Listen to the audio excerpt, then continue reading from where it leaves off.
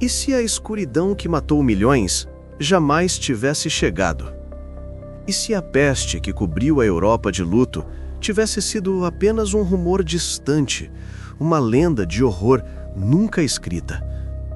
Imagine um continente sem o som das carroças carregando corpos, sem o cheiro de fumaça e morte, sem o medo que fazia pais trancarem portas para os próprios filhos.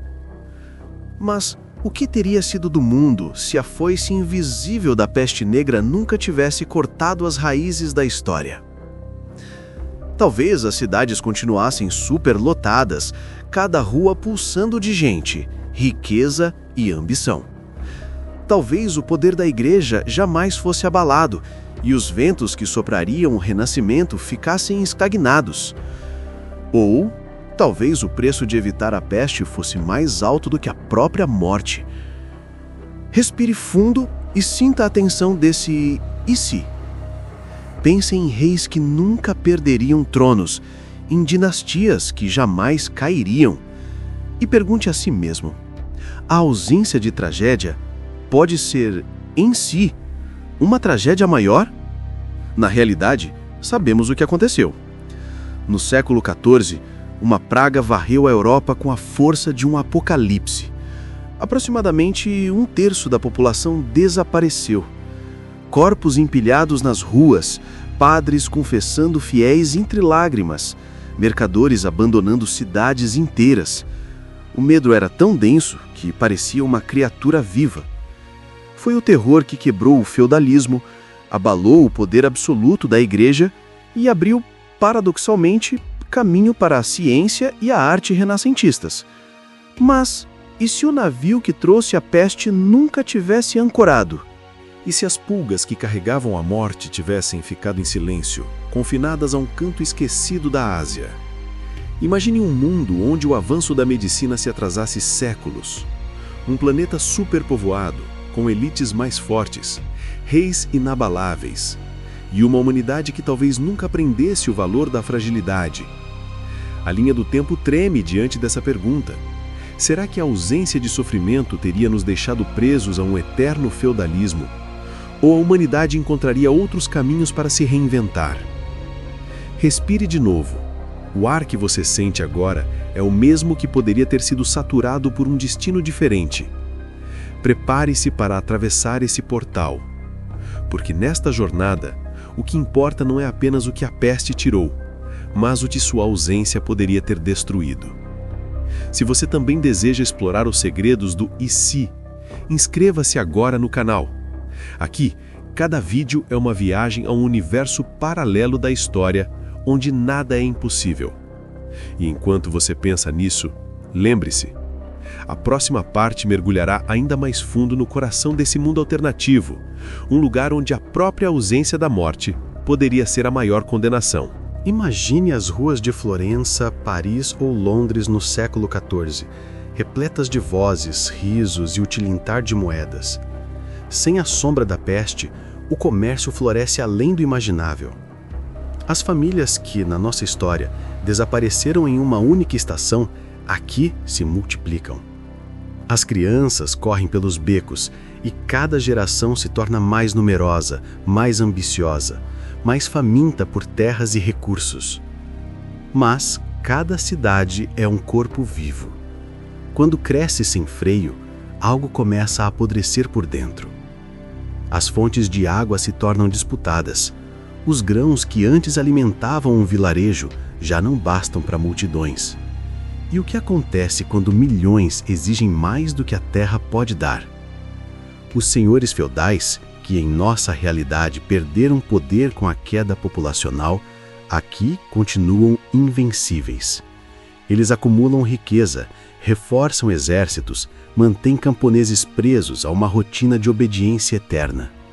Sem o abalo demográfico, a ordem feudal permanece sólida como pedra. O eco de progresso que conhecemos como renascimento, talvez um sussurro fraco, abafado pela força de castelos e coroas. Pense, sem a peste, não há urgência por novas ideias. A Igreja mantém sua autoridade quase divina, sem questionamentos profundos. A reforma, que surgiria séculos depois, poderia ser atrasada ou nunca acontecer. O mundo que chamamos de moderno poderia ficar adormecido, sufocado em crenças antigas. Mas há algo mais inquietante. Com tantas bocas para alimentar, a fome se torna a praga silenciosa. Guerras por terras férteis se intensificam. Reinos se enfrentam não por fé, mas por pão. E você consegue imaginar exércitos dobrados em tamanho marchando para conquistar campos que já não podem sustentar ninguém? O silêncio da morte dá lugar ao rugido da violência. Sem a peste negra, a guerra se torna a verdadeira herdeira da Europa. E em cada batalha, o sangue derramado grita uma pergunta: seria a ausência de uma catástrofe apenas a semente de outra ainda maior? As vozes das cidades continuam a crescer, mas por baixo delas ecoa algo mais profundo, uma tensão que não pode ser contida. Pois quando a humanidade escapa da morte, a própria vida se torna sua prisão. E enquanto a multidão se aglomera em cada esquina deste mundo alternativo, ninguém imagina o choque que está prestes a reescrever a história. Mas essa revelação só começará a se mostrar na próxima parte. As décadas avançam. Sem a foice da peste, reis e rainhas consolidam seus tronos com uma segurança quase divina. Cada dinastia se alonga como uma sombra eterna. Filhos e netos nascem sem o medo de sucessões apressadas. As coroas passam de geração em geração com tranquilidade perturbadora. Pense no que isso significa. Guerras dinásticas, que em nosso mundo muitas vezes surgiam da ausência de herdeiros, aqui quase desaparecem. O poder se torna hereditário, sólido, inquebrável. O sangue azul não apenas governa, ele se cristaliza. Enquanto isso, as cidades transbordam. As muralhas que antes protegiam agora sufocam. Casas de madeira se amontoam, ruelas estreitas se transformam em labirintos de suor e fumaça. A pobreza cresce não como um acidente, mas como sentença. E a igreja? Sem a crise espiritual causada pela peste, ela reina absoluta. O medo do inferno é moeda de controle. Nenhum Lutero se levanta, nenhuma reforma acende a centelha.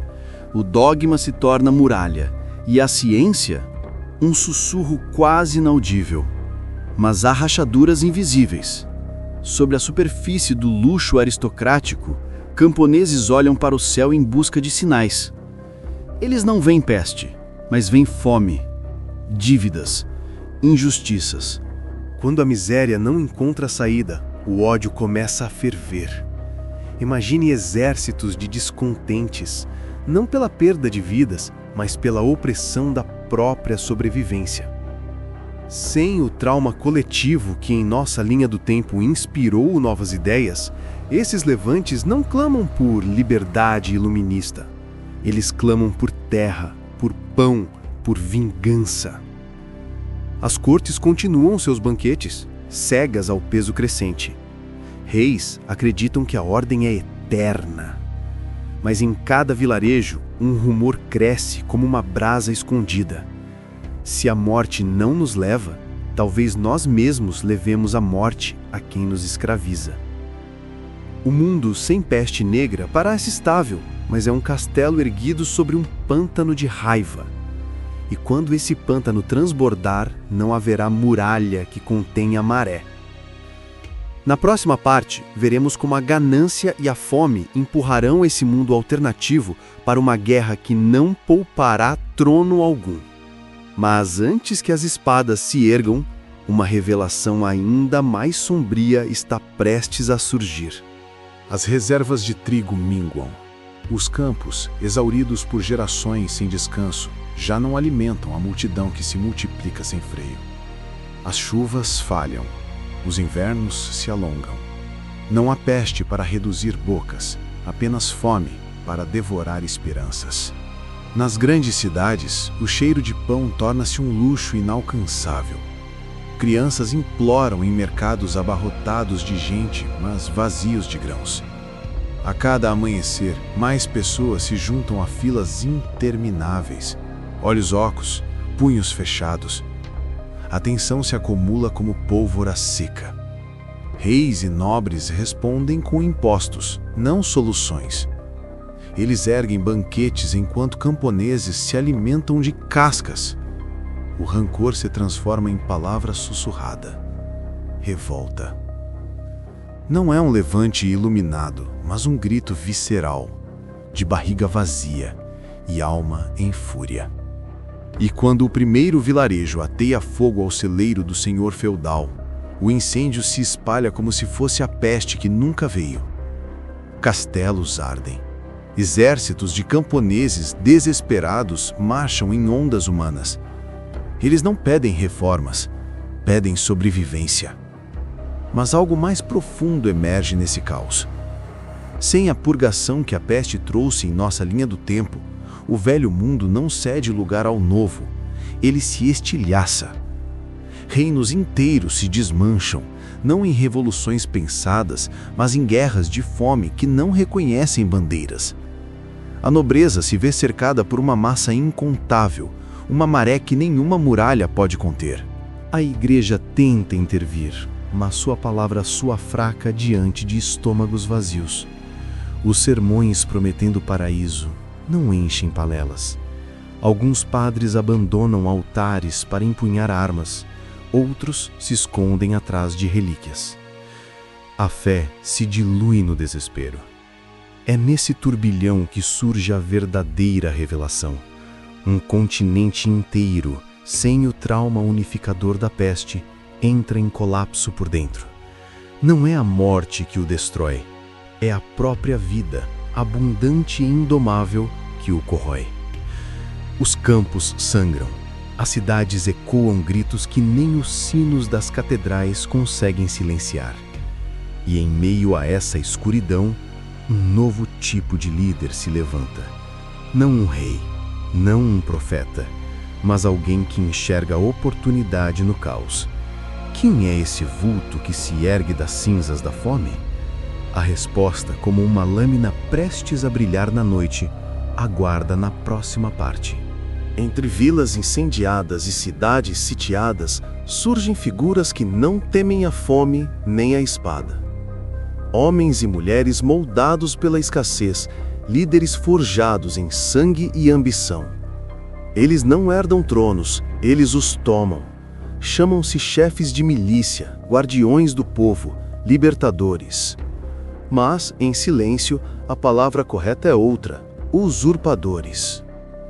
Esses novos senhores da guerra percebem algo que reis e bispos não veem. Onde a fome governa, a lealdade se compra com um pão. Onde o medo reina, a coragem veste a armadura. Eles reúnem bandos de desesperados, ex-camponeses, soldados desertores, ladrões famintos e os transformam em exércitos ferozes. Imagine estradas infestadas por colunas de guerreiros esfarrapados, estandartes improvisados tremunando ao vento. Cada feudo, cada cidade murada é um prêmio a ser conquistado. O mapa da Europa se fragmenta em territórios que mudam de dono a cada estação. Não há lei, apenas força. Não há coroas, apenas espadas. E ainda assim, há algo quase hipnótico nessa nova ordem. Alguns desses líderes oferecem não apenas comida, mas justiça. Distribuem terras, quebram dívidas, prometem um amanhã. Para os oprimidos, eles são salvadores. Para a velha nobreza, demônios. Mas poder sem equilíbrio é uma maré que engole tudo. Esses salvadores logo guerreiam entre si. Cidades são queimadas 2, 3, 4 vezes em um único ano. Bibliotecas ardem, pontes desabam, campos se tornam cinzas. A violência não é caminho, é um ciclo interminável. E a igreja, outrora a suprema, agora se vê refém. Alguns bispos se aliam a bandos armados em troca de proteção. Relíquias sagradas viajam de esconderijo em esconderijo. A fé vira moeda de troca, vendida ao maior lance. No coração desse caos, algo sinistro desponta. Um único líder, mais cruel e carismático que todos, começa a unir facções. Seu nome ecoa em tavernas e campos de batalha, envolto em rumores de invencibilidade. Não é um rei de sangue azul, mas um comandante de pura vontade. Ele promete não apenas pão, mas um império novo. Sem igreja, sem nobreza, sem freios. Os povos o seguem não por devoção, mas por medo e fome. Cada vitória sua é um rugido que varre fronteiras. Cada derrota, um prenúncio de catástrofe ainda maior. E quando o sol se põe sobre esse continente fragmentado, todos sussurram a mesma pergunta: será ele o Salvador ou o tirano definitivo? Na próxima parte, conheceremos o rosto dessa figura que ameaça reescrever o destino de uma Europa que nunca conheceu a peste, mas talvez esteja prestes a conhecer algo muito pior. Das cinzas da fome e do ferro surge um nome que atravessa fronteiras como um trovão: Magnus. Ou assim o chamam porque ninguém conhece seu verdadeiro. Um comandante que nunca teve trono, mas que carrega nas veias a frieza de um inverno eterno. Seu rosto é desconhecido para muitos, mas suas lendas correm mais rápido que qualquer mensageiro. Ele não luta por reinos, mas por domínio. Não invoca Deus nem rei, apenas a força bruta e a promessa de um futuro em que ninguém passe fome, desde que se curve. E o povo, quebrado pela escassez, curva-se. Vilarejos abrem portões antes mesmo de ver sua bandeira. Cidades entregam chaves em troca de pão. Magnus organiza o caos como quem afia uma lâmina. De bandos errantes, faz exércitos. De exércitos, faz uma máquina de conquista. Seus generais juram lealdade não a uma coroa, mas ao medo que ele inspira. Os antigos reis, enfraquecidos e cercados, tentam alianças desesperadas. Mas Magnus não negocia, ele absorve. Cada derrota real fortalece o mito de que nada pode detê-lo. O continente começa a se curvar, como ferro incandescente sob o seu martelo. E a igreja? Ela ora, suplica, mas para um povo faminto, milagres já não bastam. Santuários sagrados tornam-se quartéis, mosteiros guardam armas em vez de manuscritos. O próprio Papa, disse, considera fugir além dos mares. Mas Magnus tem visões mais vastas. Ele sonha não com um império, mas com um continente inteiro moldado à sua vontade. Em sua mente, não haverá nobres, nem servos, nem fé. Apenas a força dos que sobrevivem. Uma Europa renascida pelo ferro e pela fome.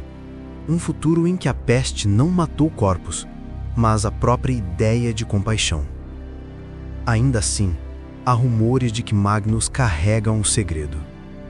Alguns dizem que ele nasceu camponês e viu sua família morrer de fome. Outros juram que seu passado é mais sombrio, que ele próprio espalha doenças para forjar lealdade. Ninguém sabe a verdade, e isso o torna ainda mais temido. Mas a história nunca se curva sem resistência. Das ruínas de velhas cidades, um punhado de vozes começa a se erguer. Intelectuais, cientistas, pensadores clandestinos, pessoas que, em nosso mundo, o Renascimento teria abrigado, aqui surgem como fagulhas escondidas. Eles sussurram que conhecimento é a única arma contra o terror. E suas ideias começam a viajar, invisíveis, mais letais que qualquer exército. Enquanto Magnus avança, uma pergunta paira no ar, como uma espada suspensa. Será que a mente humana, privada da peste, mas também da paz, pode derrotar a própria violência que criou? Na próxima parte, veremos se essas fagulhas de razão podem incendiar uma rebelião capaz de deter o tirano que nasceu da ausência da morte. Nas ruínas das bibliotecas queimadas e dos templos saqueados, pequenos círculos de pensadores se reúnem em segredo. Eles não ostentam coroas nem espadas, apenas manuscritos salvos das chamas e uma fé quase religiosa no poder do conhecimento. São médicos, alquimistas, matemáticos, mestres de ofícios antigos. Homens e mulheres que, em nossa linha do tempo, teriam iluminado o Renascimento. Aqui, sobrevivem como sombras. Enquanto Magnus expande seu domínio, esses intelectuais sussurram verdades perigosas. Um homem não é um deus. O medo é a verdadeira doença. E mais, a ciência, não a espada, é a chave para a sobrevivência. Em tavernas escondidas e caves úmidas, ideias renascem como brasas sob cinzas. Eles trocam fórmulas de pólvora, mapas de estrelas, tratados sobre anatomia. Cada encontro é um risco de morte, mas também uma centelha de esperança. Enquanto Magnus avança, suas legiões de ferro cruzam montanhas e rios, marcando cidades com fogo e o estandarte negro de sua ambição. Ele se autoproclama guardião da vida. Ironia cruel num mundo em que a ausência de peste se transformou em licença para matar. Mas as ideias dos clandestinos começam a viajar mais rápido que seus exércitos. Mercadores, mensageiros e até soldados desertores carregam fragmentos de conhecimento. Mapas de constelações surgem em mercados negros, segredos de pólvora chegam a ferreiros rebeldes. O que era apenas um sussurro se torna um rumor, e rumores, quando inflamam corações famintos de liberdade, tornam-se rebelião. Em aldeias distantes, camponeses começam a se organizar. Não para saquear, mas para resistir. Eles constroem armas improvisadas, estudam táticas descritas em velhos pergaminhos. Um novo tipo de coragem nasce. Não a coragem de quem segue um tirano, mas a de quem desafia o inevitável. Magnus percebe as rachaduras. Ele envia espiões, queima manuscritos, executa mestres. Mas é tarde. O conhecimento já não tem dono. Cada morte que ordena transforma mártires em símbolos, e símbolos são mais fortes que muralhas. E no silêncio de uma noite sem lua, surge o primeiro ato aberto de desafio. Um posto avançado de Magnus é incendiado por rebeldes que deixam para trás um único símbolo. Uma estrela de 8 pontas representando razão e liberdade.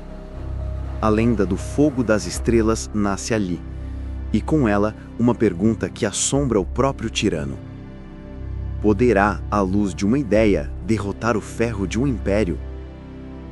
Enquanto o continente inteiro prende a respiração, a próxima parte revelará como essa fagulha de resistência se transformará em um incêndio que poderá consumir o mundo de Magnus ou ser esmagado antes de arder. As estrelas de 8 pontas surgem primeiro nas portas de celeiros abandonados, depois nas paredes de cidades inteiras. Um sinal gravado às pressas, mas capaz de incendiar a imaginação de um povo sufocado. Cada símbolo é uma promessa. A razão é a verdadeira chama. Os rebeldes não têm um líder único. São agricultores, ferreiros, curandeiros, e isso os torna invisíveis. Magnus tenta esmagá-los, mas como esmagar algo que não tem cabeça? Cada vilarejo queimado apenas espalha mais brasas de resistência. As ideias dos intelectuais clandestinos agora viajam em canções e histórias. Baladas sobre estrelas que desafiam a escuridão ecoam em tavernas e feiras.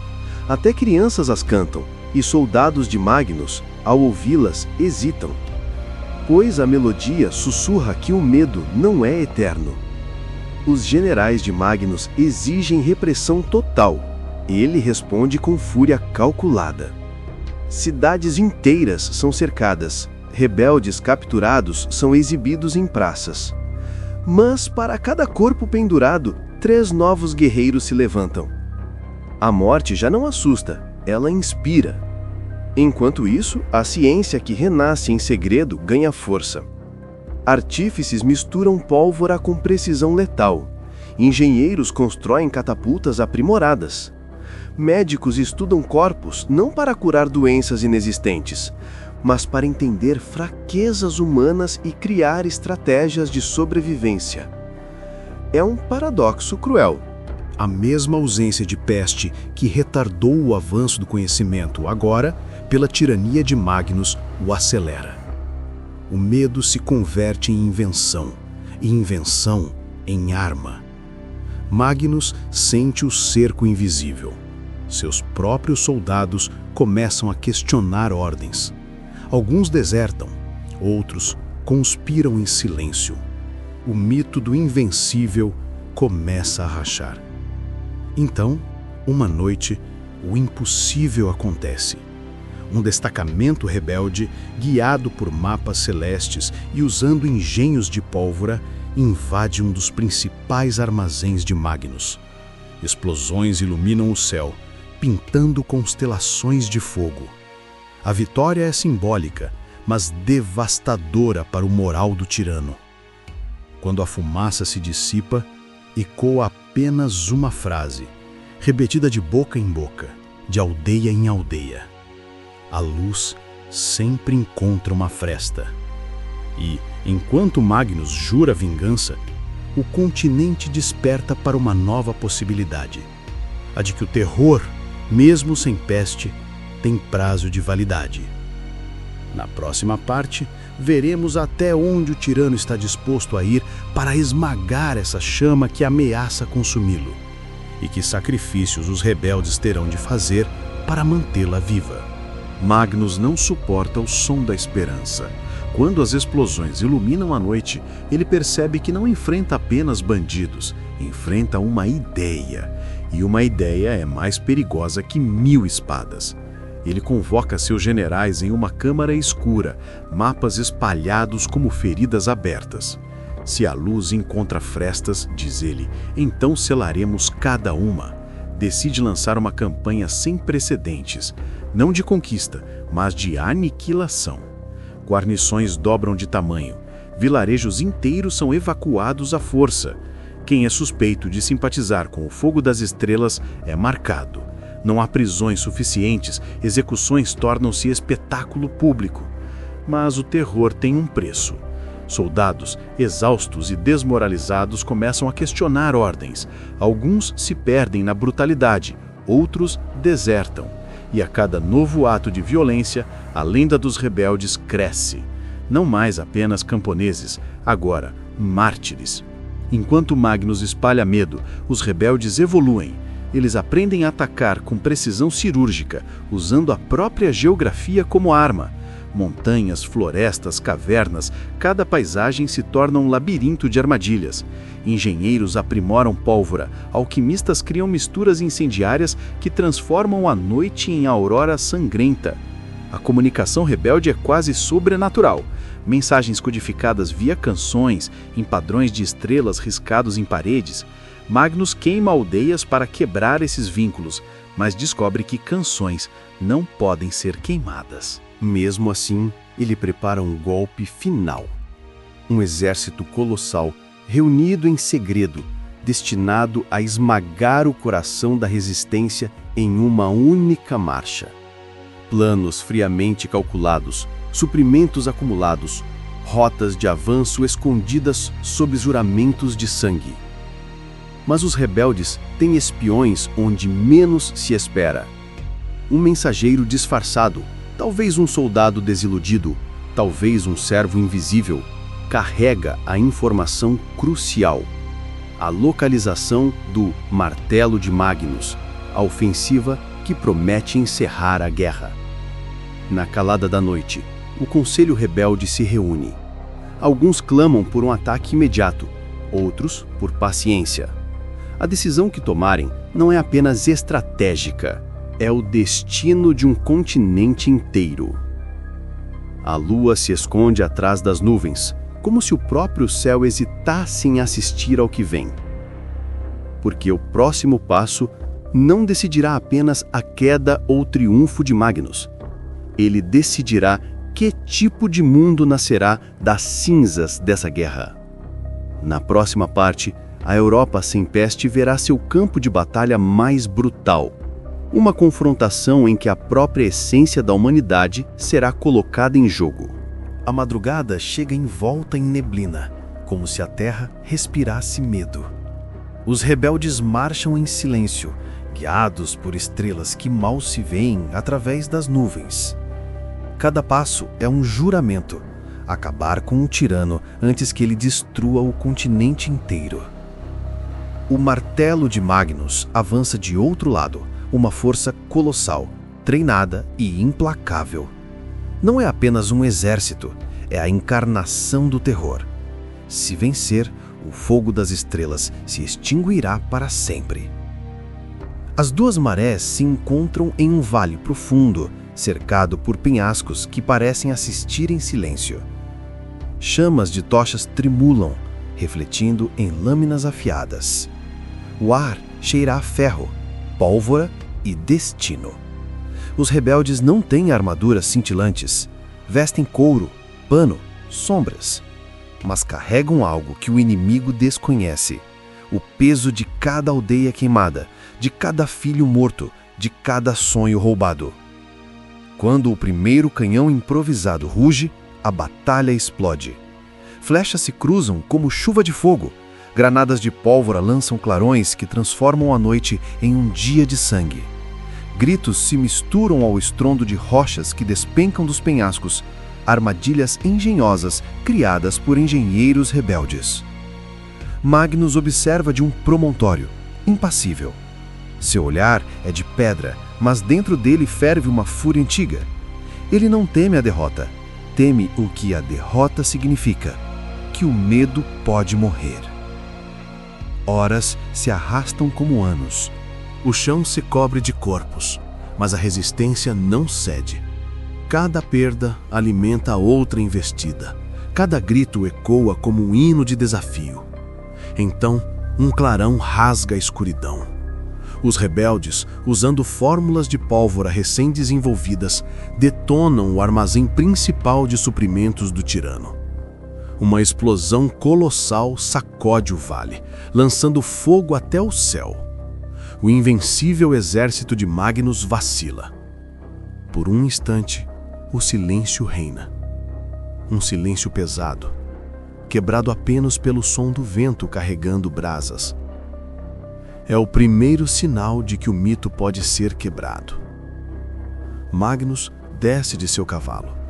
Caminha entre os corpos, espada em punho, olhos incendiados. Para ele, essa não é apenas uma guerra. É a última chance de provar que o medo pode reger para sempre. Mas a batalha está longe de terminar. Na próxima parte, veremos se a coragem humana consegue transformar essa pequena vitória em uma virada definitiva, ou se Magnus encontrará um caminho para mergulhar o mundo, mais uma vez, em trevas. O vale antes silencioso agora arde com cheiro de pólvora e morte. Os rebeldes, exaustos, olham para o horizonte e veem algo que jamais esperavam. Magnus ainda permanece de pé. Não apenas vivo, mas enfurecido, cada músculo tenso como aço. A lenda se materializa diante deles, invencível, implacável, indomável. Mas algo mudou. O martelo de Magnus, aquele exército colossal, sente o peso da derrota parcial. Soldados começam a vacilar, desertores aproveitam a confusão. A confiança que o tirano carregava como armadura começa a rachar. Enquanto isso, os líderes rebeldes percebem que vencer não é apenas sobre força, é sobre estratégia, sobre usar a própria arrogância do inimigo contra ele. O fogo das estrelas transforma-se em planos engenhosos, ataques coordenados emboscadas, redes de informação. Cada gesto, cada movimento é uma resposta ao medo que Magnus impôs durante anos. E o tirano, acostumado a comandar multidões com terror, começa a sentir algo que há muito não conhecia: a incerteza. Ele percebe que sem a peste para reduzir a população, a humanidade se tornou mais resistente, mais inventiva, mais perigosa. Em uma colina próxima, um jovem líder rebelde observa Magnus e sussurra: ele pode ser um monstro, mas até monstros têm sombras. Essa simples frase se espalha entre os combatentes como brasa em palha seca. O combate se intensifica. Explosões iluminam a noite, revelando os rostos determinados dos rebeldes. Eles lutam não apenas por sobrevivência, mas por um conceito abstrato que o tirano jamais compreenderá: liberdade. Magnus contra-ataca com ferocidade, cortando linhas de suprimentos, usando seus generais mais cruéis para esmagar qualquer resistência.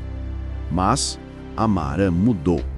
Cada vitória rebelde inspira outras aldeias a se levantarem. O continente, fragmentado e cansado, percebe que a ausência da peste não trouxe paz, trouxe o caos, mas também a oportunidade de se erguer.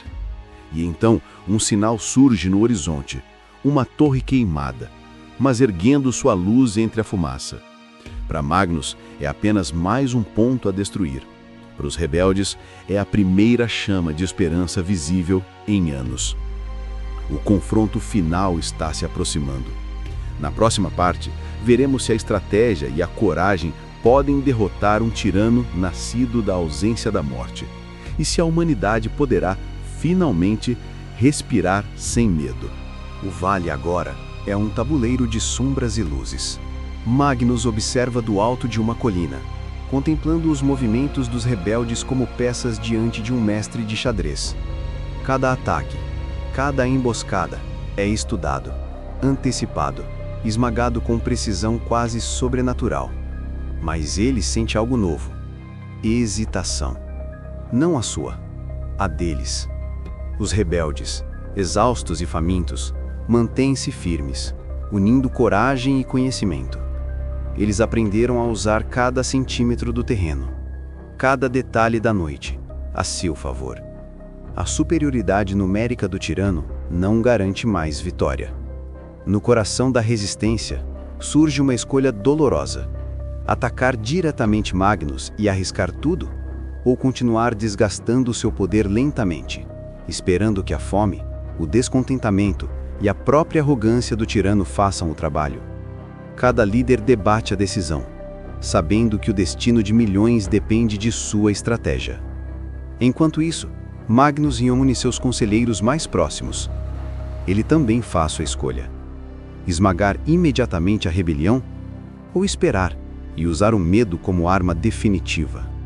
O ar pesa, o silêncio grita. A noite parece suspender o tempo. Nos campos abaixo, pequenas batalhas iluminam a escuridão, mas a guerra se move para outro nível, psicológico. Espiões, mensageiros, rumores, todos manipulados por ambos os lados. O medo e a esperança tornam-se armas invisíveis, mais afiadas que qualquer lâmina. E então surge a decisão. Os rebeldes escolhem atacar. Não com força bruta, mas com precisão calculada, usando cada invenção, cada estratégia, cada lição aprendida nas sombras. O plano é arriscado, quase suicida, mas carrega consigo algo que Magnus jamais poderia prever: a convicção de quem luta por algo maior que o próprio medo. Magnus percebe o movimento, mas hesita. Sua arrogância o ensinou a subestimar, mas a fome, o medo e a inteligência unida dos rebeldes criaram uma força que ele não pode esmagar apenas com espadas. E assim, o palco está pronto para a batalha que decidirá não apenas quem governará o continente, mas que tipo de mundo nascerá da ausência da peste. Na próxima parte, a batalha começa, não apenas de corpos, mas de mentes e esperanças. E o mundo alternativo que conhecemos ameaça se transformar para sempre. A madrugada rompe o horizonte como um fio de sangue sobre a terra cinza. Os rebeldes avançam em silêncio, cada passo ensaiado, cada gesto carregado de tensão. O ar cheira a pólvora, terra queimada e destino iminente. Magnus observa do alto, seus olhos como carvões incandescentes, analisando cada movimento. Ele lança seus melhores generais à frente, forças disciplinadas e famintas de vitória. Mas os rebeldes não são soldados comuns. Eles conhecem cada curva do terreno, cada armadilha natural, cada sombra que pode esconder esperança. Explosões rasgam o silêncio da madrugada. Chamas iluminam rostos suados e determinados.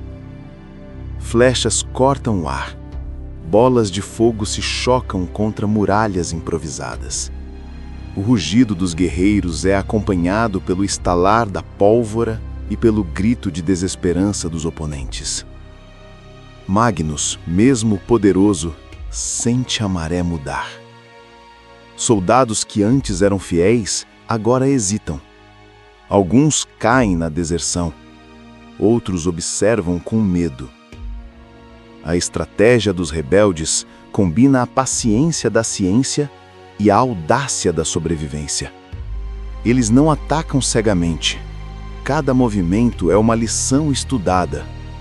Cada vitória parcial é cuidadosamente explorada. No centro do campo, um jovem líder rebelde enfrenta um comandante inimigo.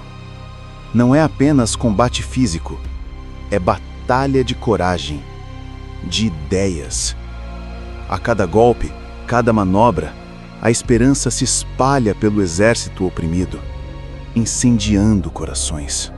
Magnus percebe que o terror que sempre controlou o mundo não é suficiente para subjugar mentes iluminadas pela necessidade e pelo conhecimento. Ele ajusta estratégias, mas a realidade é dura. O poder absoluto que ele acreditava ter construído sobre a ausência da peste está se dissolvendo. A batalha se arrasta, noite adentro. O céu parece dividir-se entre trevas e fogo, refletindo o conflito humano que transborda do campo para o próprio destino da Europa. Cada vitória rebelde é uma faísca de luz, cada perda, uma sombra que ensina resiliência. E quando a primeira aurora ilumina o vale, a conclusão da noite parece clara. O mito do invencível começa a ruir. O mundo alternativo que Magnus tentou criar, sem peste, sem freios, sem humanidade, treme em sua fundação. Na próxima parte, veremos a escalada final do confronto, onde a coragem e a inteligência humanas se medem contra a tirania de um homem que parecia impossível de derrotar. O futuro de toda uma civilização está prestes a ser decidido. A aurora ilumina um campo de batalha transformado em labirinto de fogo e sombras. Magnus, agora cercado por destruição e caos, percebe que não há mais muralhas para proteger seu império. O medo que sempre o sustentou começa a evaporar, deixando apenas a vulnerabilidade nua. Os rebeldes avançam com precisão cirúrgica. Cada movimento é estudado, cada ataque calculado, cada estratégia refinada pelas lições da noite anterior. Eles não lutam por glória, mas por sobrevivência e pelo sonho de um mundo livre do terror que nasceu da ausência da peste. Magnus ergue sua espada, não como tirano soberano, mas como um homem ciente de que a maré virou contra ele. Ele tenta manobras desesperadas, táticas que, em outro tempo, teriam sido imbatíveis. Mas agora, cada ação encontra resistência, cada avanço é bloqueado pela inteligência e coragem daqueles que aprenderam a lutar nas sombras. A batalha se torna um teste de resistência, de paciência e de engenhosidade. Fogo e fumaça cobrem o campo, enquanto ideias e esperança se tornam armas tão poderosas quanto lâminas e flechas. Magnus vê seus soldados caírem, desertarem, hesitar. O mito de invencibilidade começa a se despedaçar diante de seus olhos. No coração da resistência, os líderes rebeldes percebem que não se trata apenas de vencer uma batalha física, mas de transformar o espírito de um continente. Eles se tornam mais do que combatentes. São símbolos de uma humanidade que recusa o domínio pelo medo. Finalmente, o confronto direto acontece.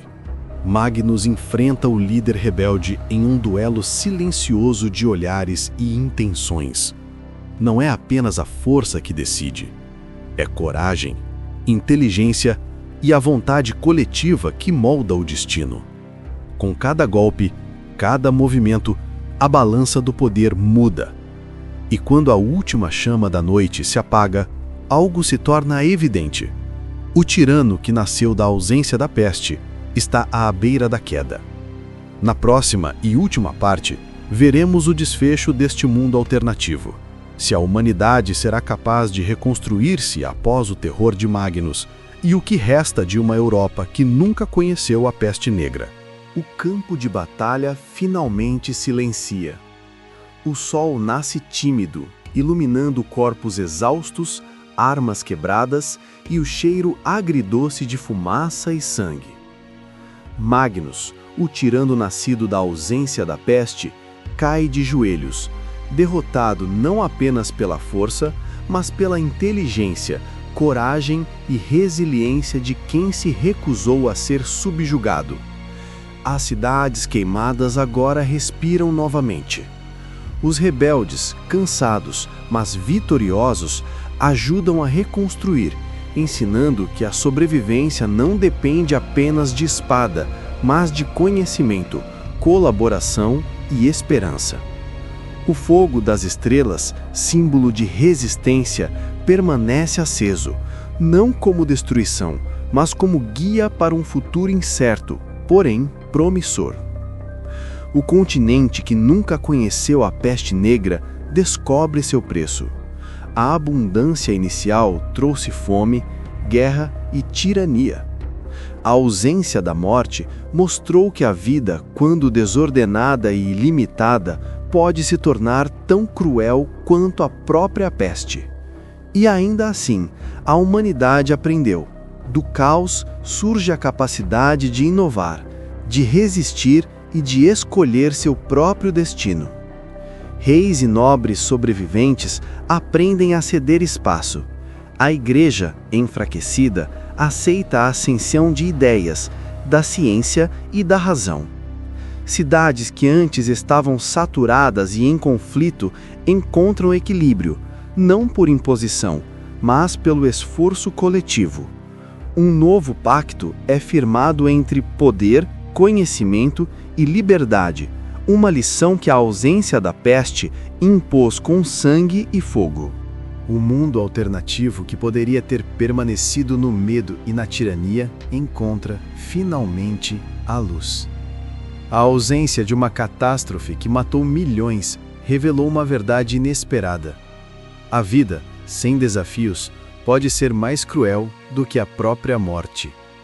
Mas quando a coragem, a inteligência e a solidariedade se unem, até o tirano mais poderoso pode cair, e um novo amanhecer se torna possível. Se você quer continuar explorando os EC que mudam toda a história, inscreva-se e ative o sininho. Porque cada decisão perdida, cada catástrofe evitada, nos leva a mundos onde nada é impossível, e onde a imaginação é a chave para entender o que poderia ter sido. E assim, a Europa que nunca conheceu a peste renasce não como era, mas como poderia ser, um mundo de esperança, aprendizado e, finalmente, liberdade.